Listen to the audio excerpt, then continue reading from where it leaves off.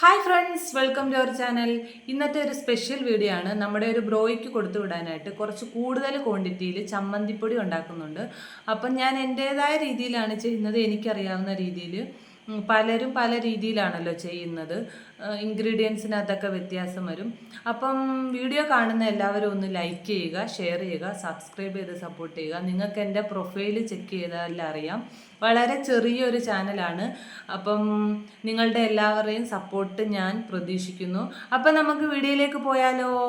ചമ്മന്തിപ്പൊടി ഉണ്ടാക്കാനായിട്ട് തുടങ്ങാം. ഞാനൊരു മൊത്തത്തിൽ 5 തേങ്ങ എടുത്ത് ആദ്യം 4 പിന്നെ ഒരെണ്ണം കൂടെ എടുത്ത് എല്ലാം ഒന്ന് തിരികെ മാറ്റി വെച്ചിട്ട് ഇൻഗ്രീഡിയൻസ് ഒക്കെ ഒന്ന് കാണിക്കാം.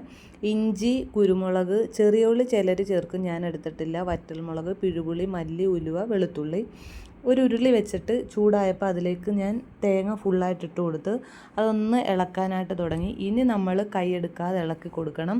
എല്ലാ ഇൻഗ്രീഡിയൻസും അടുത്തടുത്ത് വെച്ചിട്ട് വേണം ഇതിന് ഇരിക്കാനായിട്ട്, അല്ലെങ്കിൽ കരിഞ്ഞു പോവും. അതേപോലെ തീയും കുറച്ചിടണം. പിന്നെ നന്നായിട്ട് കറിവേപ്പില ചേർത്ത് കൊടുത്ത് വാട്ടർ കണ്ടൻറ്റ് വറ്റി തുടങ്ങിയപ്പോഴത്തേക്ക് ഇഞ്ചി ചേർത്ത് കൊടുത്ത് നന്നായിട്ട് ഇളക്കണം. പിന്നെ വെളുത്തുള്ളി ചേർത്ത് കൊടുത്ത് ഇതൊക്കെ ഒരു മണിക്കൂർ കഴിഞ്ഞിട്ടാണ് ചേർത്ത് കൊടുത്തത്. അതുവരെ ഞാൻ ആദ്യം തേങ്ങ മാത്രം ഇട്ട് ഇളക്കി കൊടുത്തത്, കാര്യം അതിൻ്റെ ഒരു വാട്ടർ കണ്ടൻറ്റ് വറ്റിച്ചെടുത്തിട്ട്.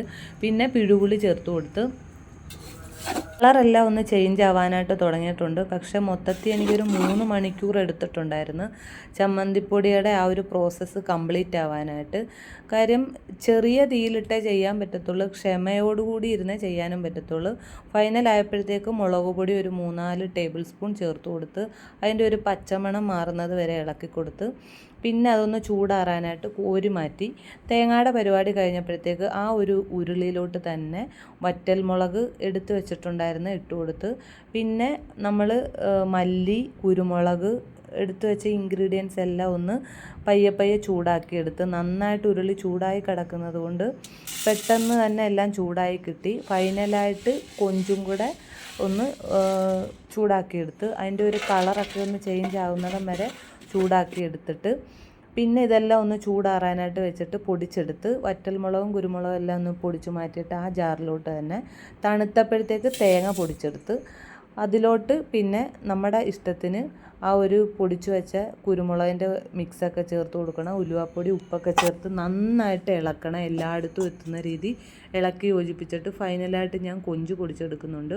കൊഞ്ച് പൊടിച്ചതിനകത്തോട്ട് ഈ തേങ്ങ പൊടിച്ചത് ചേർത്ത് കൊടുക്കുന്നുണ്ട്. 2 രീതിയിലാണ് ഞാൻ ചമ്മന്തിപ്പൊടി ഉണ്ടാക്കിയെടുക്കുന്നത്, കൊഞ്ചിൻ്റെയും നോർമലായിട്ടും.